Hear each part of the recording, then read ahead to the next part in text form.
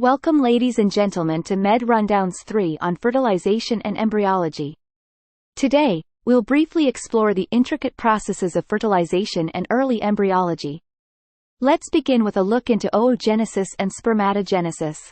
Oogenesis is the complex process by which oocytes, or egg cells, develop in females. It involves the differentiation of primordial germ cells into oogonia, followed by meiotic divisions and subsequent entry into meiosis. Oocytes undergo meiotic arrest until puberty, when one primary oocyte resumes meiosis each menstrual cycle. This process results in the formation of a mature egg capable of fertilization. Moving on to the process of spermatogenesis, the male counterpart to oogenesis, one should note that the production of sperm occurs in the seminiferous tubules from the outer layers to the innermost areas. The epididymis serves as a storage site for non-motile sperm. Within the sperm, histones are replaced with protamines for compact and efficient DNA packaging. Sperm mitochondria is ubiquitinated and destroyed after fertilization. For the sperm to achieve this goal, it must undergo capacitation, a process involving sperm hyperactivity and the acrosome reaction. Once released, the sperm must penetrate the protective layer surrounding the egg called the zona pellucida. This is made possible by the acrosome, an organelle component of the sperm that's loaded with digestive enzymes. Now let's shift our focus to early embryology.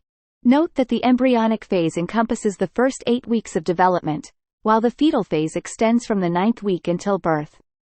Shortly after fertilization, the resultant zygote undergoes multiple cell divisions, giving rise to a cluster of 16 to 20 cells called the morolla. The morolla then differentiates into the blastocyst, which consists of embryoblast, aka inner cell mass or ICM, and the trophoblast.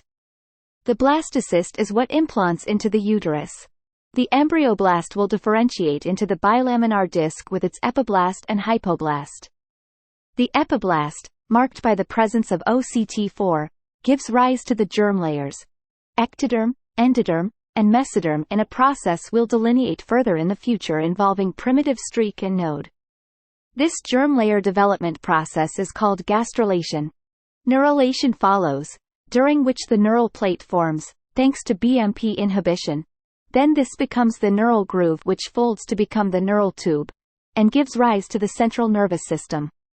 Neural crest cells, aka NCC, are a population of cells that arise from the neural tube during embryonic development.